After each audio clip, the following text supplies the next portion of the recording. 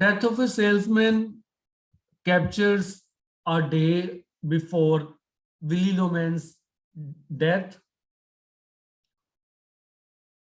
That's the time when he's shattered, failed, and son Biff has returned home after a long time. Willie has spent 35 years in business of sale, and they plan that next day they will achieve their success.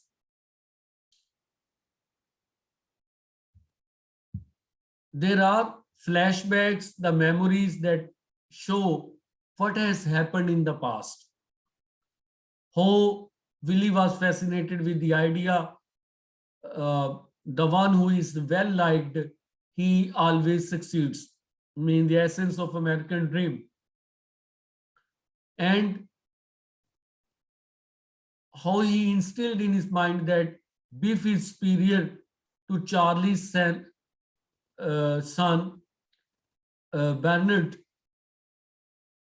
and he cannot realize the secrets of business world, which are reflected through the characters of Ben, who was Willie's elder brother, who went into the jungle, and when he returned, when he came out of the jungle, he was a rich man. And second, the secrets of capitalist economy, which are shown through the character of Howard, his boss. The next day, he goes to his office and requests that he should be given a job in office because he is tired of long traveling after serving the organization for more than 3 decades. But he is fired from job. He cries that man is not a peel of the fruit, that when fruit is eaten, the peel is thrown away. But Howard does not pay attention to him because in capitalist economy, emotions and feelings don't matter. That's the utility of the individual, very like the utility of the machine that matters. Biff, who cannot meet his inward nervousness, fails to get job, as well as he continues to steal, and he steals a pen over there. They meet the, you can say, discredited, lost, shattered Biff, Willie Loman's family member. They meet in the restaurant, and afterwards, at night, Willie Loman commits suicide, and that is an attempt to give his insurance money to his children who can get something in future.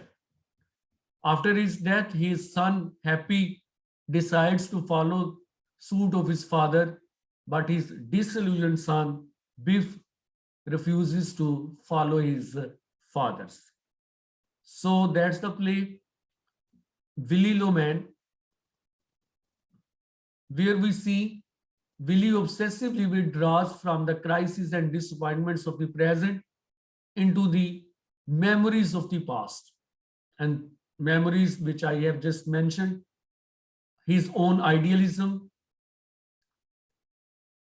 false ideas instilled in the minds of his son, particularly Biff, one who is liked well, he goes ahead in life. And second, Willie Loman's his own guilt that he betrayed his wife when he was away in Boston.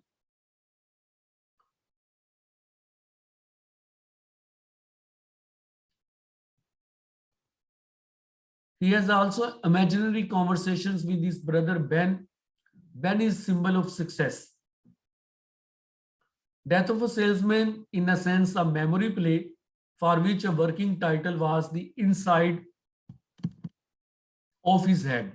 And everything here is seen double as Willie sees it, and it is a point sounded in the initial stage description of Willie's fragile seeming home. An air of the dream clings to the place. We are told a dream rising out of reality. This is also a tale of domestic realism in which Arthur Miller uses elements of expressionism and symbolism to transmute the story into a tragedy. Expressionism because of intense emotion, symbolism which are seen, you can say, the bags which Willie the Man carries in the very beginning and that stand his responsibility towards his son, or you can say the skyscrapers, they are symbol of material progress as well as capitalist greed. Dialogue is realistic, the idiom of a society that pursues images, illusion rather than fact.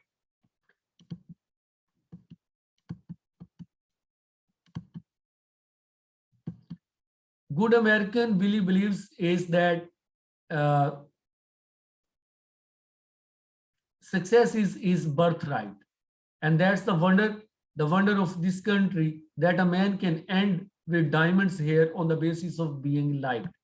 He can never give up this belief or its corollary in the land of opportunity that is America. Is also land of failure can only be the fault of the individual. Despite his glimmering, growing sense of separation from success ethic, he still judges himself in its terms. As Miller himself has put, but nevertheless, he stakes his very life on the ultimate assertion of that fate. Not because he has nowhere else to go, his wife Linda watches helplessly as he tears himself apart. All she can do is care and ask others to care. Attention must be finally paid to such a person. His son, Happy, can only surrender to the same ethic. He had a good dream. So Happy wants to follow that dream. It's the only dream you can have to come out number one, man. He fought it here, and this is where I'm gonna win it for him.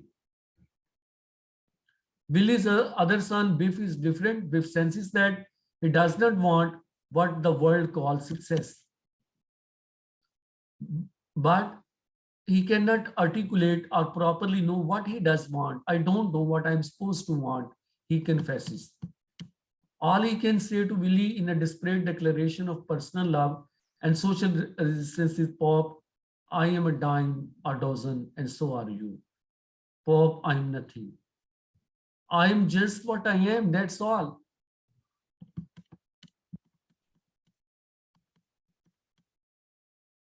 The challenges that Willie Loman never quite meets to know and name himself is also the challenge that confronts John Proctor.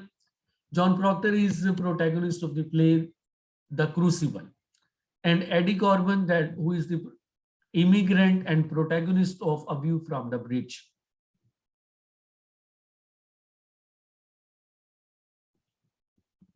I skip A View from the Bridge.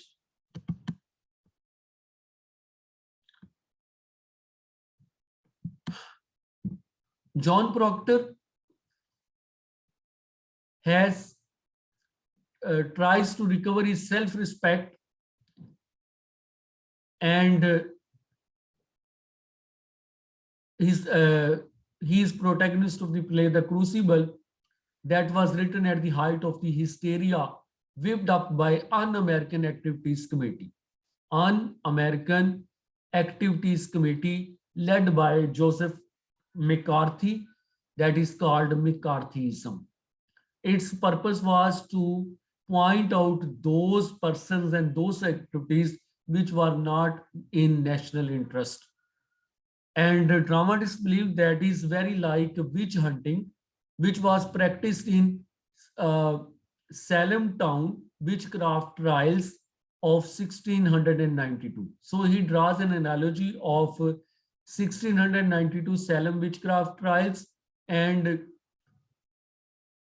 uh, target making the people target for before Un-American Activities Committee of Joseph McCarthy.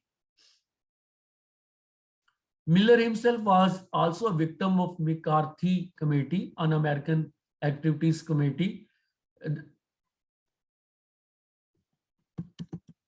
That was the exploitation of legitimate cultural fears, conspiracy theories, and social hysteria, the oppression of the innocent and manipulation of power, the complicity of ordinary citizens and public officials. ये मैकार्थीज़म बिल्कुल ऐसे ही था जैसे आजकल हमारे पाकिस्तान में तौहीन रिसालत है और धड़ाधड़ लोगों को इसका जो है वो शिकार किया जाता है, कभी मुखालिफ फिरके के नाम पर, कभी जाती अनाद और दुश्मनी के नाम पर। तो ये एक ऐसा स्लोगन है जो बहुत बिकता है हमारे मुआशरे में। और जैसे अमेरिकन सोसाइटी में जो है वो अन अमेरिकन एक्टिविटीज का स्लोगन जो है वो बहुत ज्यादा बिकता था in the days of cold war. John Proctor is a farmer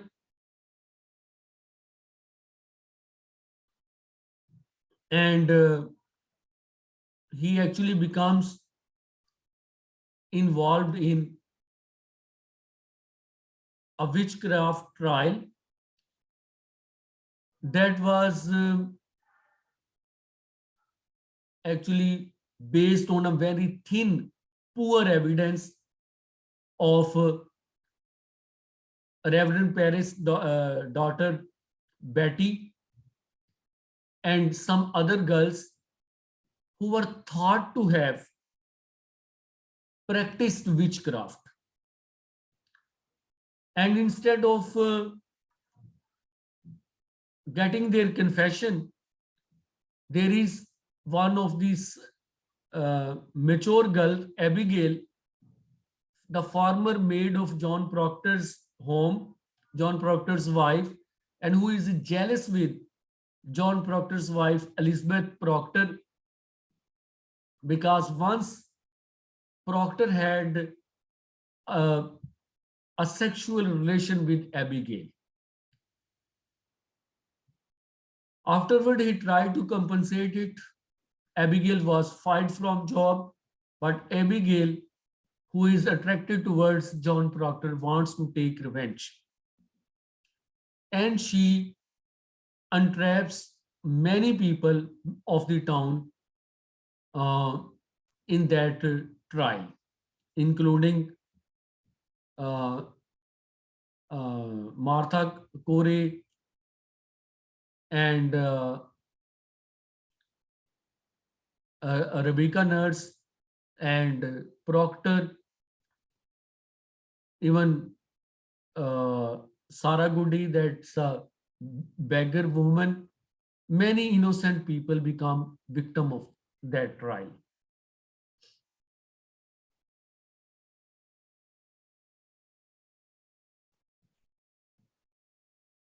When John Proctor tries to expose the accuser Abigail, his attempt leads to his own arrest. Tempted to save his skin by confessing, he decides that honor requires his death. Mean he was ready to save his life after making a false confession that he and his family were engaged in witchcraft. But when he comes to know that the innocent people, actually he is also asked to write confession and sign it, and there was that those who were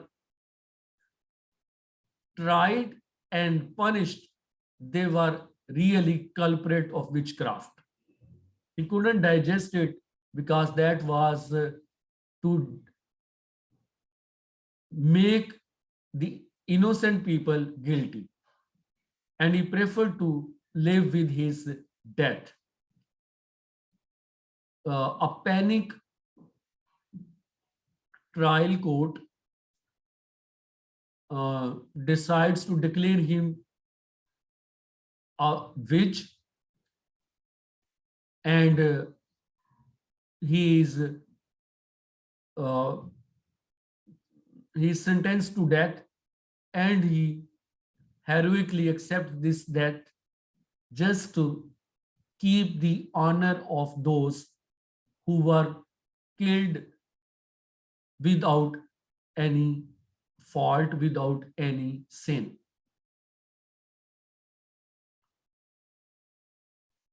His confession of adultery with Abigail initiates an intense spiritual reevaluation of himself. This in turn to the belief that even his execution for witchcraft would be unearned, since he is guilty, while those he would be dying with are truly innocent. John Proctor confesses because he believes himself to ridden with guilt, to die with honor. He recounts out of a sense of responsibility to the innocents he is to die with and to die himself. The demand that his signed confession be displayed in public is one that he feels compelled and ultimately to resist. Though for the sake of his family, for the sake of his wife, on the request of his wife, he was ready to confess a false crime. But he couldn't let the uh, trial court a chance to use him to justify the murders of the innocent people. I would steal innocence from the truly innocent. I blacken all of them when this is nailed to the church the very day they hang for this silence. So that's the reason for his decision to stand against this trial court and accept death heroically. It would steal from him his own core of being, his fundamental sense of his worth, or as he sees and puts it, his name, how many I live, how may I live without my name? John asks his accuser, I've given you my soul, leave me my name. So in this way, John Proctor accepts a heroic death, and he resists the public hysteria. He exposes the court that actually surrendered before public pressure.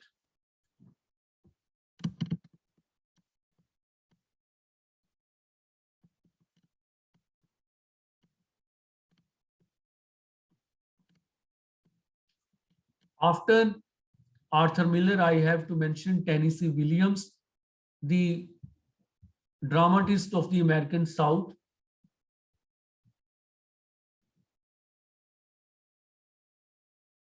He wrote, I write from my own tensions. For me, this is a form of therapy. यानी ये Tennessee William का thought है कि he writes for the sake of therapy.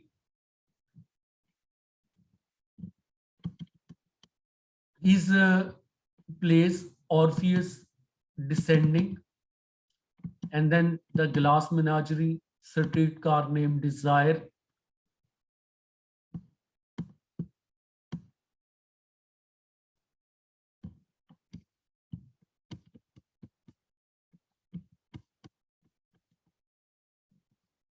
Glass Menagerie was the first drama to announce Tennessee Williams' voice and vision.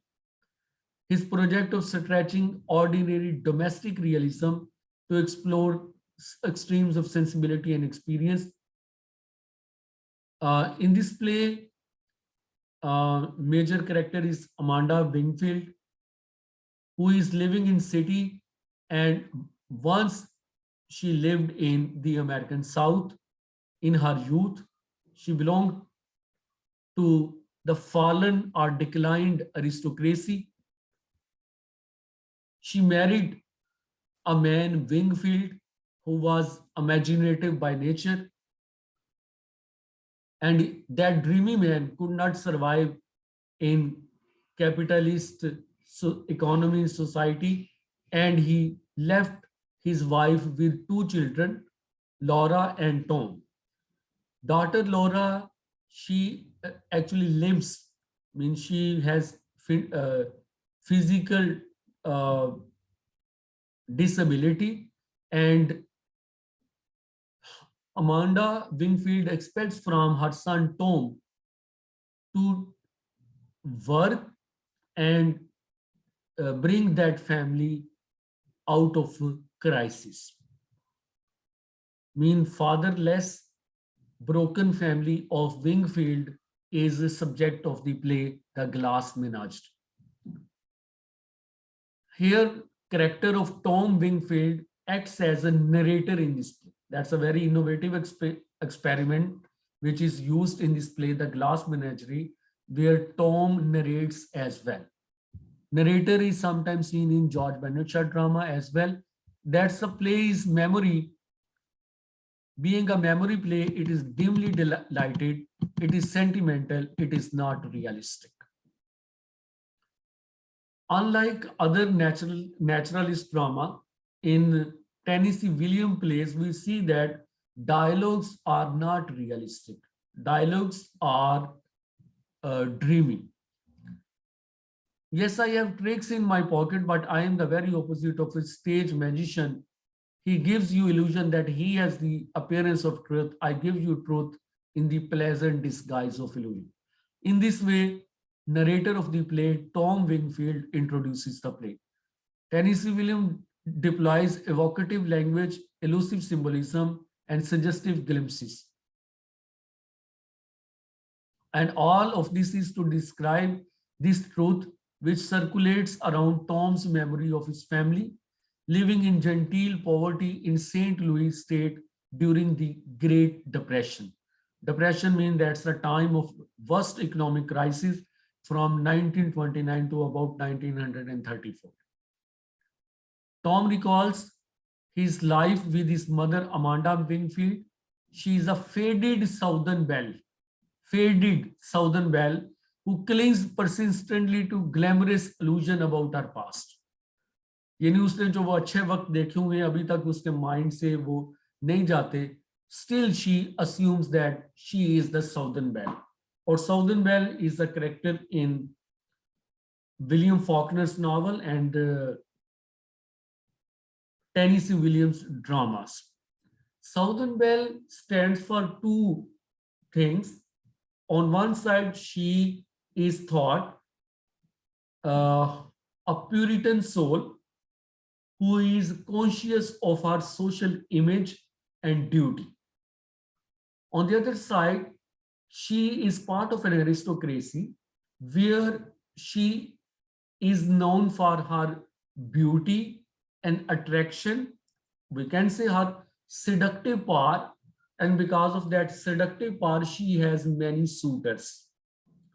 यानी जब aristocracy अपने climax पे थी तो southern belle was thought the woman of charm, and because of that they used to show their coquettes and their coquettish manners that were their asset. इधर हमारे यहाँ भी जैसे कहा जाता है कि वो औरत या वो लड़की क्या जिसके अंदर जो है नखरे और अदाएं ना हो, तो ये नखरे और अदाएं जो हैं वो साउदर्न बेल के पास उसकी सबसे पहले उसकी फैमिली अरिस्टोक्रेसी की वजह से थी. Second, her personal manners and beauty, and third, because of a tradition which concentrates on two paradoxical aspects. One, the image of the girl, and second, her seductive power. That's a very, you can say, tricky, intriguing चीज है. औरत की तारीफ इसी बिना पर माशरों में होती रही है पास्ट में कि एक तरफ तो अगर तो वो उसकी सेक्स अपील नहीं है, अगर उसकी सेडक्शन नहीं है तो फिर उसको एवं समझते हैं और उसको अंडर रेट और अंडर वैल्यू करना शुरू कर देते हैं. On the other side, if she fails to control her sexual urges, she is called fallen woman. So she has appeal, she has power, but and she must have a large number of suitors. In this way, she gets the value. कि उसको देखने वाले, उसको देखने की चाहत रखने वाले, उसकी एक झलक देखकर मरने वाले वो सैकड़ों हजारों होने चाहिए। और लेकिन वो किसी को हाँ करने वाली ना हो, बल्कि वो अपने इमेज के हवाले से, अपनी सोशल ऑनर के हवाले से बहुत ज्यादा कॉन्शियस है। And in this way she ultimately chooses the one, and honorably she marries to the person, and then she has a pride which she tries to assert in society. That was the tradition for Amanda Wingfield, that was the tradition of Blanche. And after falling of aristocracy, these women couldn't maintain their image. They were bound to live in, you can say, small, narrow, poorly lit houses. And nobody bothered about their manners because they didn't have wealth. Since they didn't have wealth, how could they afford manners? आपको मालूम ही है कि सारे जो नाज नखरे हैं, अगर रिसोर्सेज ना हो तो कैसे अफोर्ड किए जा सकते हैं? And with his sister, sorry, Tom recalls his life with his mother Amanda and with his sister Laura, who is a crippled, painfully shy young girl whose intensely private world is centered on a small glass, a treasured collection of small glass animals that is called the Glass Menagerie. Tom recollects how he is centered on a treasure, on he had to leave home, but how his mother insisted he first supply a man to care for Laura in his absence. Tom was actually tired of living with this family and performing that responsibility. Like a typical naturalist plays, his real flaw is his genes, which he has inherited from his dreamy father. So, like father, he is also dreamy. He wants to watch films. He wants to listen to the stories of imaginative world, and he wants to go to the far off remotest islands. His mother reminds him that he is the brother of his sister and he should provide a suitor to his daughter. She is much annoyed that her daughter has no suitor, but when Amanda was young, she had many. In a series of impressionistic scenes, intimate remembrance of things past, Tom conjures up for us how he brought a visitor to the house, and that was once a school fellow of Laura Wingfield. His name is Jim O'Connor. But Tom does not know that Jim is already engaged. And the whole meeting is spoiled. That intensifies the rift between mother and son, mean Tom and Amanda. And ultimately, Tom decides to leave the house. When he is away, he still cries to his lost sister, "Oh, Laura, Laura, I tried to leave you behind me, but I am more faithful than I intended to be." He's doomed to relive the past and to recognize that is the emotional truth resides, a truth he has betrayed.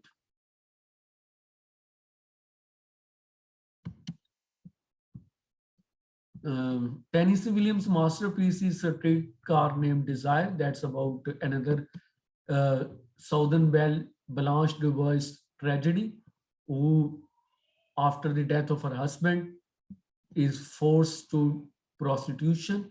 and then she reaches her sister Stella's home to live with her sister Stella and her husband Stanley Kowalski.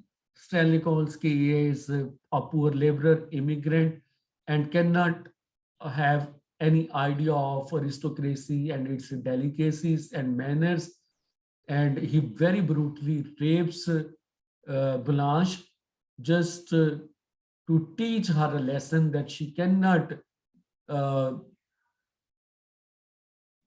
dare to spoil his home. Afterwards, Blanche is sent to a mental hospital. She is declared mentally insane instead of believing her story that her own brother in law has raped her. In Tennessee Williams' play, desire is an important idea that stands for the whole struggle of life. In his plays, Southern Belle is the important aspect.